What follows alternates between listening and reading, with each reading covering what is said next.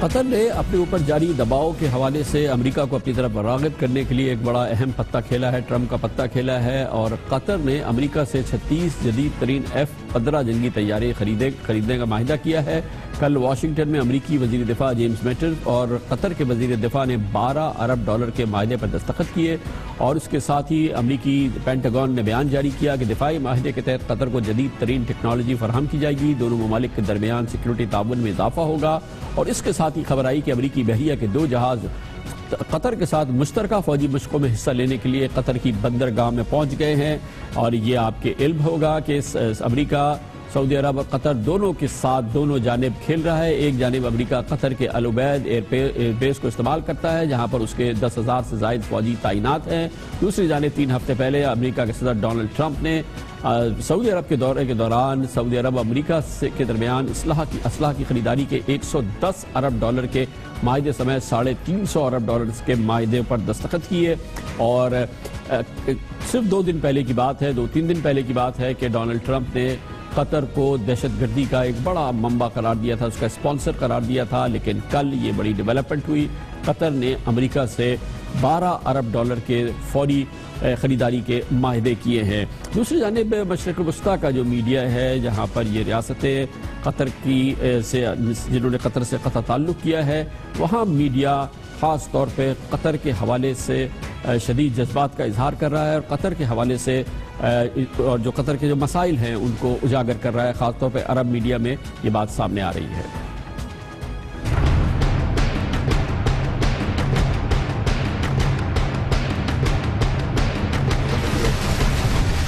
قطر اور سعودی عرب کے تنازع کو 2 ہفتے ہونے کو ہیں، اور خطے کے کئی اخبارات نے واضح طور پر قطر مخالف رویہ اختیار کیا ہوا ہے، جو ان کی حکومتی پالیسیوں کی عکاسی کرتا ہے۔ متحدہ عرب امارات کے اخبار الخلیج ٹائمز نے قطر کے خلاف اٹھائے گئے اقدامات کو سخت مگر ضروری قرار دیا ہے، اور لکھا ہے کہ قطری حکام کی ہٹ دھرمی اور خطے کو غیر مستحکم ہونے سے بچانے کے لیے یہ اقدامات ضروری تھے۔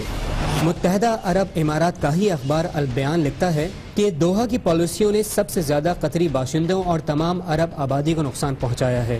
یہ حقیقت حال کا انتہائی غلط اندازہ لگانے کو بھی ظاہر کرتا ہے۔ قطر کے عرب پڑوسی یہ پالیسیاں تسلیم نہیں کرتے۔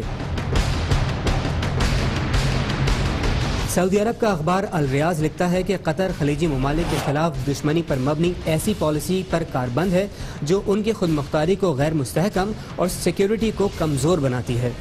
ایک اور سعودی اخبار الیوم لکھتا ہے کہ دوحہ نے تصادم پر مبنی پالیسی کو جاری رکھا، جبکہ ریاض نے انسداد دہشت گردی کے سربراہ اجلاس میں تجاویز دی تھیں،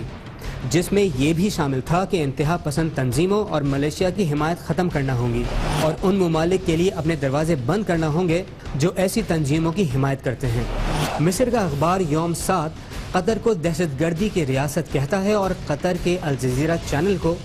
داعش اور القاعدہ کا ترجمان قرار دیتا ہے۔ مصر ہی کا روزنامہ الاہرام لکھتا ہے کہ قطر کے خلاف فیصلے میں شامل تمام ممالک اس کی عرب دنیا میں سرگرمیوں پر کئی برسوں تک صبر سے کام لیتے رہے،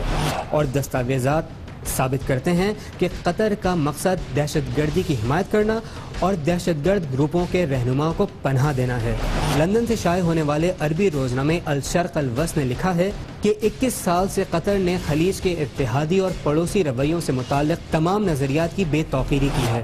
اندرونی معاملات میں مداخلت، افراتفری اور عدم استحکام پیدا کرنا ناقابل برداشت بن گیا تھا۔ اسی لیے 6 ملکوں نے قطر کے ساتھ سفارتی تعلقات ختم کرنے کا فیصلہ کیا۔